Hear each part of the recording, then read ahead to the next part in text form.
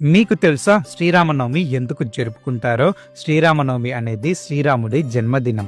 రాముడు విష్ణుమూర్తి 7వ అవతారం. ప్రతి సంవత్సరం చైత్ర శుక్ల నవమి రోజున హిందువులు ఈ పండుగను ఘనంగా జరుపుకుంటారు. అది త్రేతాయుగం. అయోధ్యను రాజు దశరథుడు పాలిస్తున్నాడు.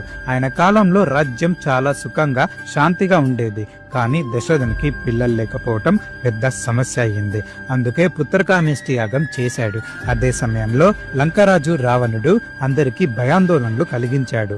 రావణుడు బ్రహ్మదేవుడి నుండి దేవతల చేత మరణించకుండా వరం పొందాడు. అందుకే రావణవధ మనిషి చేతుల మీదుగా జరుగుతుందని బ్రహ్మదేవుడు చెప్పాడు. దేవతలందరూ విష్ణుమూర్తిని ప్రార్థించి భూమిపై మంచిగా అవతరించమని కోరారు. దానికి శ్రీ విష్ణువు అంగీకరించాడు. పుత్రకామేష్టి యాగం పూర్తయిన తర్వాత యజ్ఞగుండం నుంచి ఒక దివ్య రూపం బయటపడింది. ఆ దివ్య స్వరూపం రాజు దశరథునికి పాయసం ఇచ్చింది. దశరథుడు తన భార్యలైన కౌసల్య